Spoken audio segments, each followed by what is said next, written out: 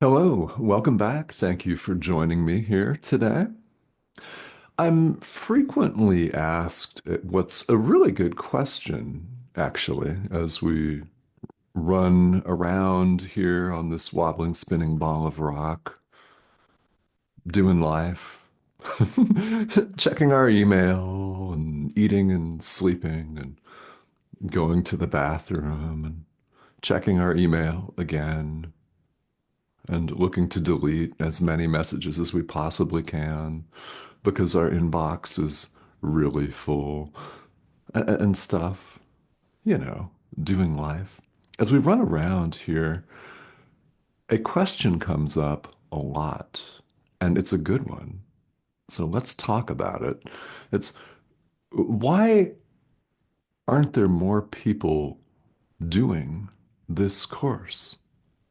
And it's a legitimate question. In fact, it's a really good question. You may have asked that yourself because this material has found you, or if you're watching this for the first time and you're not familiar with A Course in Miracles, it has found you and it's about to really find you, and you're about to see what it's all about. So stick around and welcome. People get into this material and have many, many profound experiences. One of the most common, in fact, can happen instantaneously. Who knows when it will happen, but it may happen early on or down the line. But people often feel just a deep sense of relief and gratitude, a very, very profound relief and gratitude, as though this course is saying something that they feel that they've always known. Yes, exactly. You have always known. It's a confirmation of many, many things for many people, and it flows naturally when you're in that kind of place in your mind, feeling deeply grateful and empowered, joyful, and relieved. All of them beautiful experiences, right? It's common to think, okay, why aren't more people into this? Great question. It's a very good question.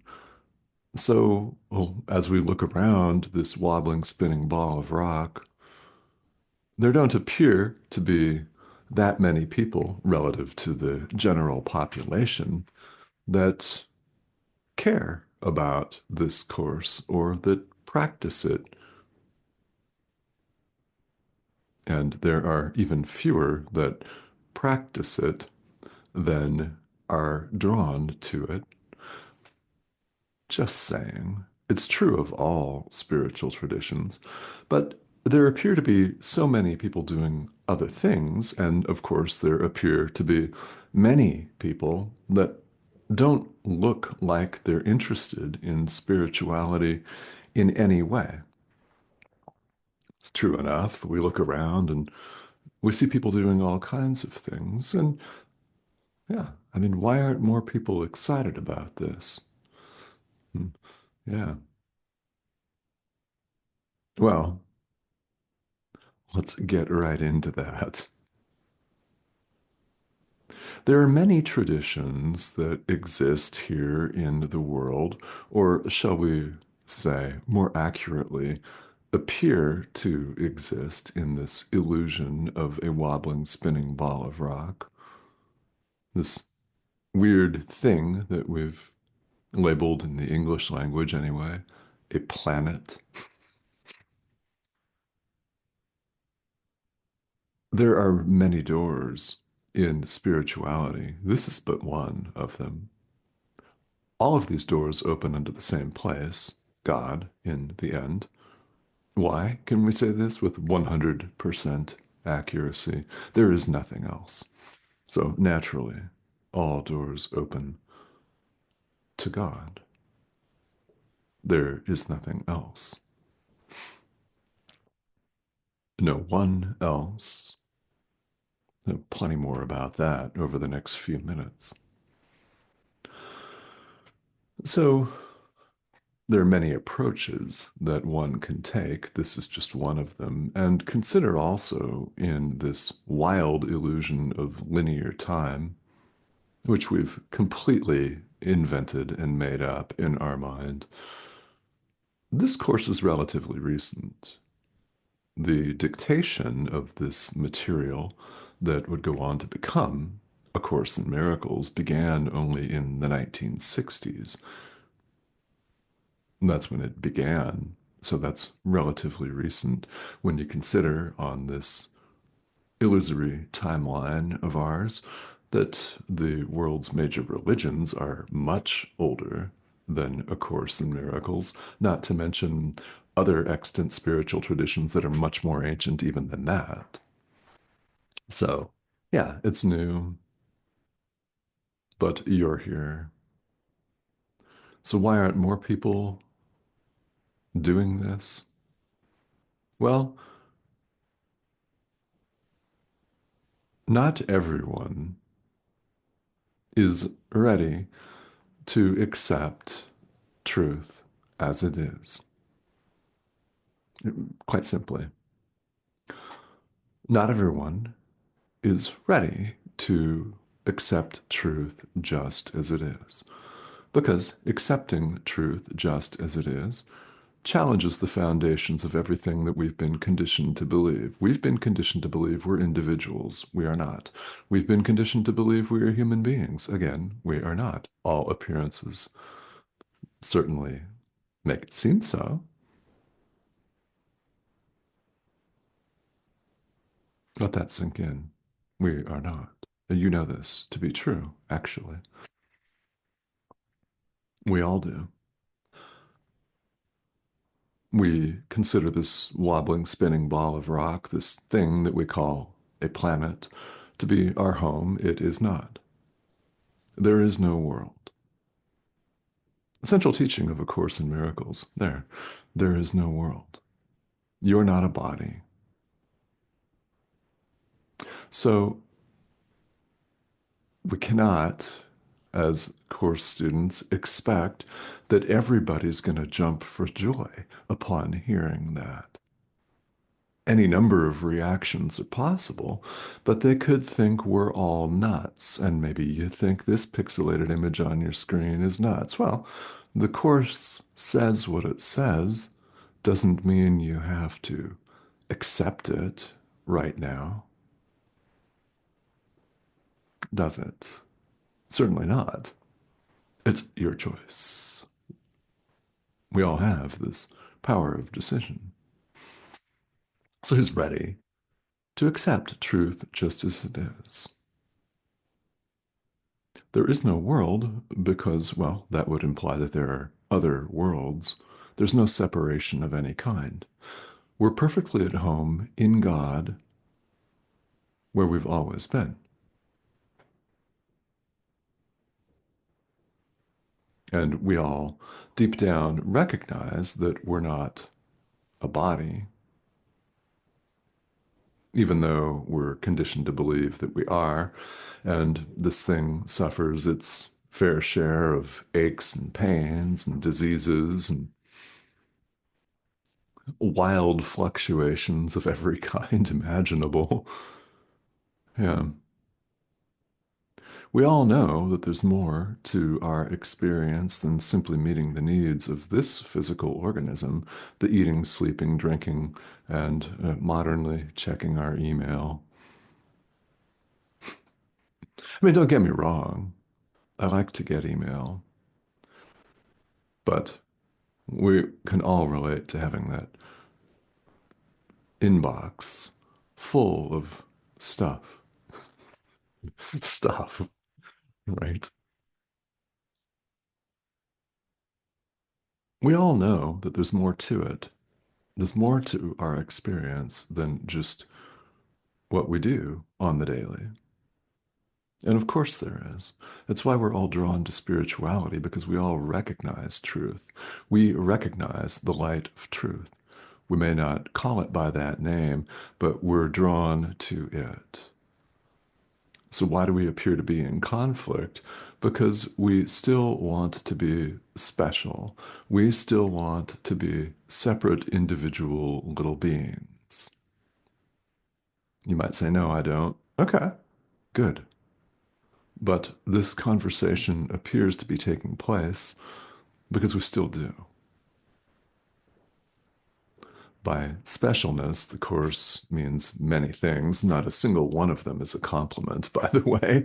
It's our sense of being special, set off from what we deem to be other people, set off from our brother, in other words, separate.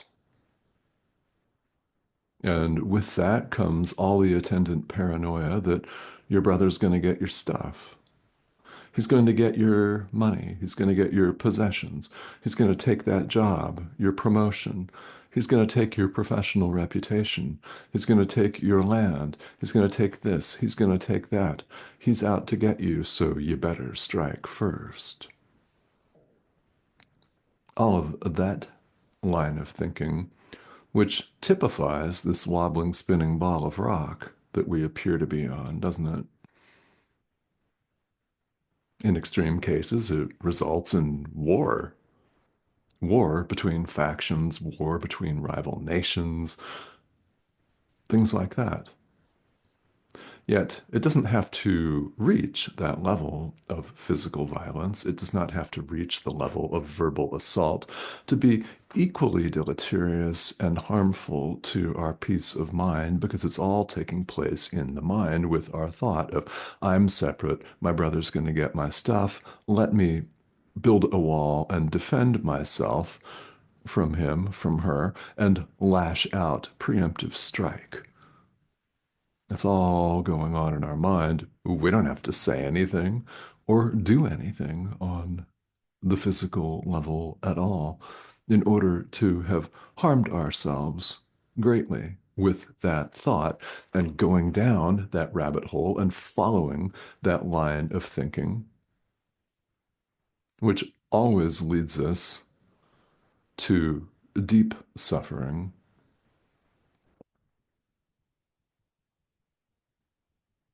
And we have a choice that we don't have to go there anymore. And whether you go forth after this video and practice this material or not, it's 100% up to you. But never will you look at this wobbling, spinning ball of rock in your supposedly human experience the same ever again.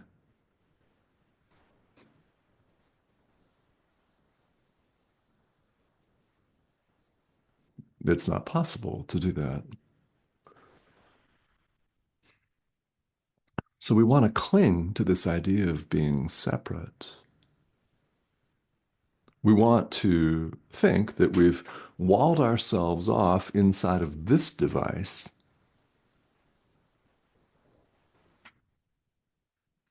protecting ourselves from all harm and protecting ourselves from every other living thing as we want to think about it, encased in this sack of bones and cartilage that's largely water and encased in a semi-permeable membrane that we call our skin. We think we're in this. We know that's not true. I mean, you really do know deep down. Don't have to acknowledge that, but it's why you're on the spiritual path. It's why you're interested in this. I mean, why else would you be watching? If you're watching to troll A Course in Miracles, great. Who are you trolling? This is a very, very good, well, lesson for all of us. When we troll somebody, we're trolling ourselves.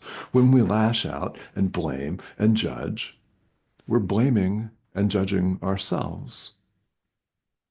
Why? There is no separation of any kind. There's no one else additional out there. There's no one out there.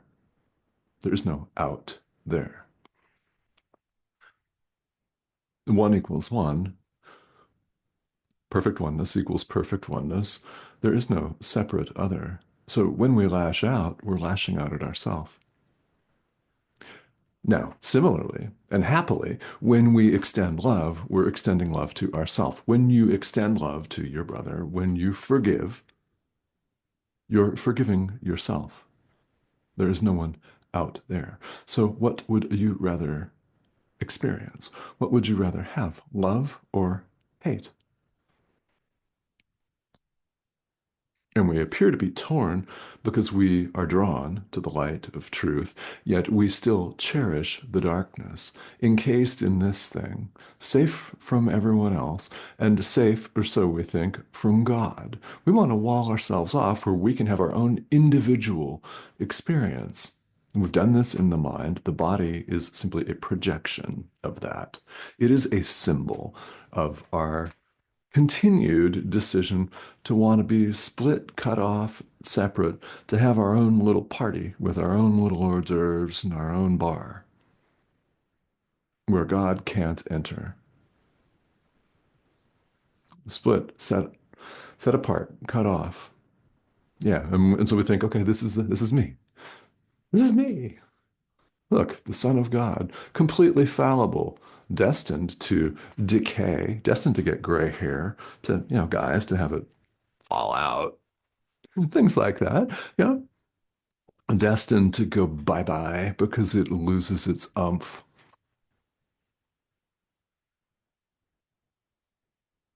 Doesn't sound very exciting, does it? But because we're still cherishing this specialness, this belief in our own separate individuality, we experience this conflict because we're drawn to truth. You're here watching this, which tells me everything I need to know about you. That's you are very close. You're nearly there.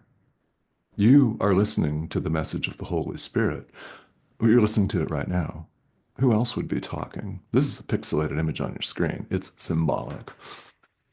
It simply appears in a form that we can relate to. Right? And maybe you're saying, well, I don't relate to you at all. Okay, that's cool. It's the form of a human being, which is what we think we are. And not just this video. I'm not talking about just that. You've been listening to the Holy Spirit for quite some time. That's why you're interested in spirituality in the first place. You've heard the call to awaken and you've been answering it. So for that, I thank you. And whether other people or other life forms express their gratitude to you for that or not, doesn't matter. They're all grateful. And they don't have to say it. This tells me everything I need to know. You're almost there. I mean, think about it this way. Out of all the content that exists here on this one social media channel alone, much less the entire internet, here you are, still watching. Excellent. So this course says the exact opposite of everything that we've been conditioned to believe. It invites us to accept truth just as it is, the truth of perfect oneness. We're one with God. There is no separation of any kind. So this perceived separation, which is symbolized, mythologized by the Garden of Eden or other such creation myths, where we want to get together and believe that God threw us out of the garden because we got hungry and ate an apple or some other piece of fruit from a tree, having a nice little conversation with a snake. Perfect love does not eject. Perfect love does not condemn. Perfect love does not cast out. It is total, whole, and all inclusive.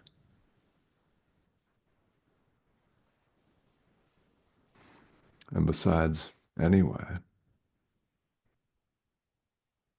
there's something greatly amiss with even the image of the Garden of Eden and being cast out of it.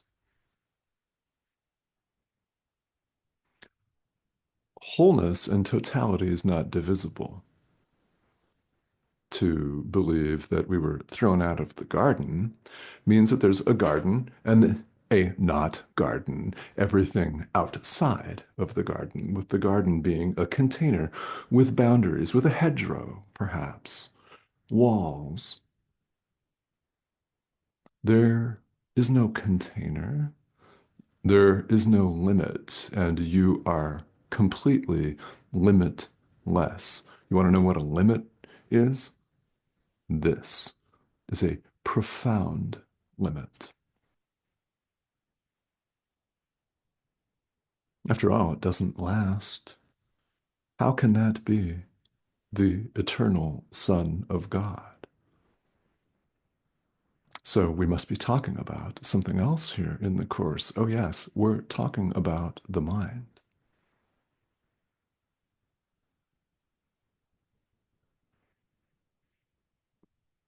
We appear to be in conflict because this thing suffers aches and pains. Our knee hurts, or we get sick, or maybe we have a chronic illness or something.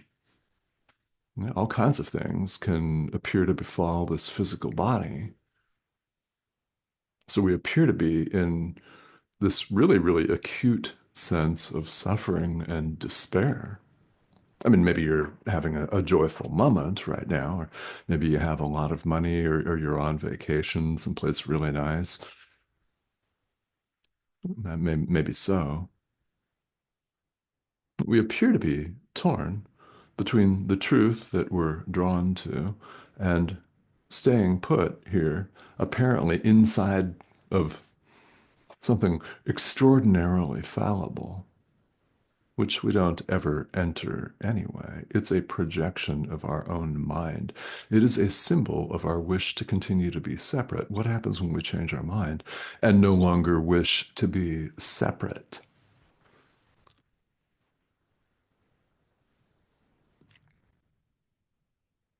We're afraid that that's going to signify our death. On the contrary, it's an awakening to life, which is eternal. It's ongoing.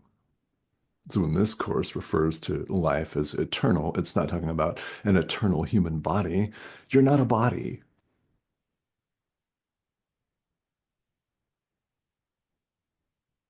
It's talking about what you are. Remember, we're one with each other. We're one with our creator because like extends like creates like, God extends himself, love extends itself. Can answer all of these existential questions with that statement alone. So why do we want to continue to believe in separation? Well, I mean, we're finding that it's not so easy to let go of, is it? We're so conditioned to think that this is our reality. All of this is reality that to be presented with this type of conversation and this thought system, and A Course in Miracles is just that, a thought system. To be presented with this gives us extreme pause, maybe worse. You may be experiencing extraordinary resistance right now, and if you're not, expect it at some point. It's a part of the path, as you well know. All resistance, all of it, is the ego, this false sense of self. individual self that wants you to continue to believe in your own precious individuality, which we all fear to lose, or this conversation would not be necessary. It wouldn't be happening. In fact, it's actually not happening. But it wouldn't appear to be because we wouldn't need it at all. There would be nothing that we needed to learn. So here we appear to find ourselves.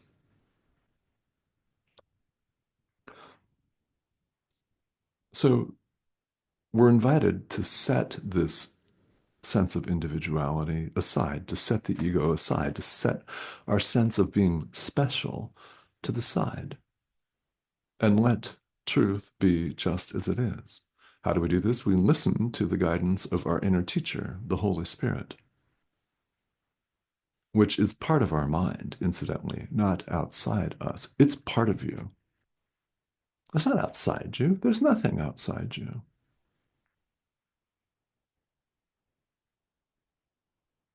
And because the Course tells us in many places, over and over and over again, that we're not a body, you will find that this Course doesn't address the body.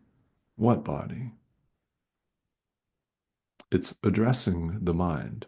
This mind that thinks it's split, in fact, that thinks it's torn between wanting to go back to our precious individuality and being drawn to truth, where there is no such thing as individuality. So, what do we get here? Well, we get what looks like a process, and it can seem really gradual, and sometimes it can seem really, really long. And you may find yourself wondering, we've all had this experience.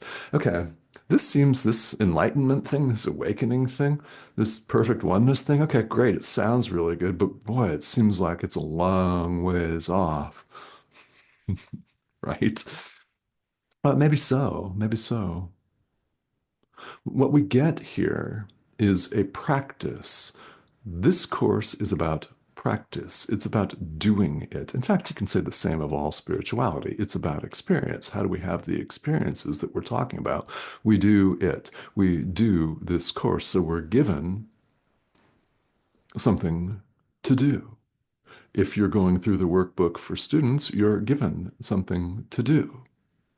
And for all of us, workbook or no workbook, we're given a practice of what this course refers to as true forgiveness, forgiveness of all illusions, forgiveness of the Son of God, forgiveness of the ego itself, space, time, whatever you're drawn to forgive. What happens? You overlook the surface level of things where people appear to be running amok and offending us and offending themselves and other people and doing life.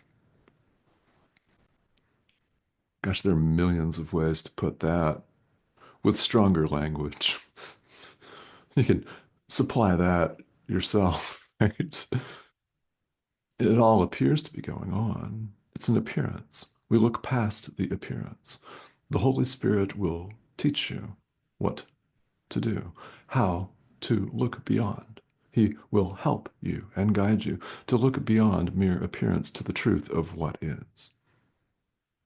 Perfect oneness. Your brother is not related to you nor similar to you. He is you. There's no separation of any kind. So here, while we appear to be separate, we're given this gradual program of awakening, which may come in big leaps that we may call quantum leaps, or it may seem to be this slow, slow process. Whatever it seems like, we all have the same thing here, the present moment, right now, to decide for the Holy Spirit instead of the ego, to decide for truth instead of illusion, for God instead of the ego, for life instead of death. Continued belief in the egos, continued belief in death. This thing doesn't last. It goes when? I don't know. We don't really know that, do we? We have a choice in the present moment. We all have this. So the more we recognize this and make this choice, the one that leads to peace, the better. So if you've ever wondered why so many spiritual traditions emphasize meditation, mindfulness practices in the workbook for students, practice periods. If you've ever wondered why, this is why. Our mind runs off. We get carried away, do we not? We get swept up in our news feeds on social media. We get swept up in our email inbox. Guess I need to delete some messages today, huh? And we get swept up in all kinds of things in our daily responsibilities and paying our bills and in all of the things, work, things that we do to occupy our time here. We get carried away and we lose sight of what really matters. Forgiveness of the Son of God, extending love, extending the miracle of true forgiveness, love, giving love rather than withholding love, giving love rather than withholding it. So, as many times as we remember to do this, we bring our awareness back to giving love rather than withholding it, to forgiveness. And if you're going through the workbook, you bring your awareness back to the idea that you're working with today. It's like a living, breathing meditation, seated meditation. Yeah, you place your awareness on an object of meditation, on something like the breath. When you discover you're thinking about your Facebook feed, the picnic you went on last week, or tomorrow's lunch, or any other kind of thing, you bring your awareness back to the object of meditation. Same thing. That's why this is a thing in world spirituality, because our mind runs off. The more we are able to recognize this and bring our awareness back to our practice and do it, the better.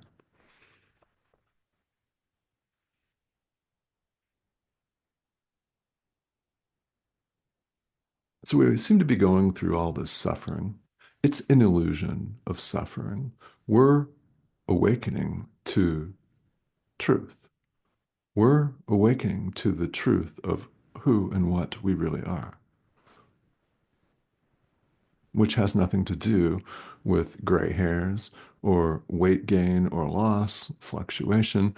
It has nothing to do with disease and aches and pains, and it has nothing to do with our homes, our jobs, our email accounts, anything like that. So this is very profound, and well, not everyone's going to be into it at this given moment. So what? You are, or you wouldn't have watched this to its near conclusion. That's what matters. We learn this course by doing it, so we learn it by extending love. It's a self-study curriculum, so there's no guru here. There's no human leader of A Course in Miracles. This is a pixelated image on your screen. It's here to help, yes, for sure, but it's not in charge of you. Thank God.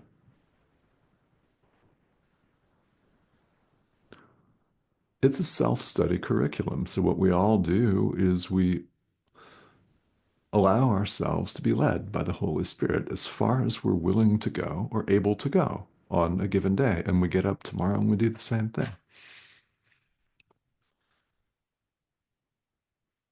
We're waking up from an illusion of what we are to truth, to the truth of who we really are, which is so profound it's beyond words. So joyous and radiant, it's beyond words. It can be experienced and will be.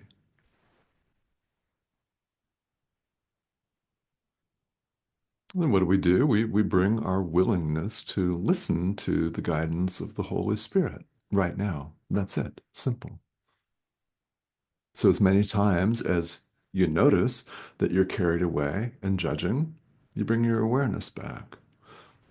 Anything that's not wholly and completely joyous is an opportunity to bring your awareness back to the practice of true forgiveness and forgive whatever appears to be making you uncomfortable. Just that. Rinse, repeat. And as you begin to do this, you'll begin to notice things differently, really differently. That's about all we can really say in words about that.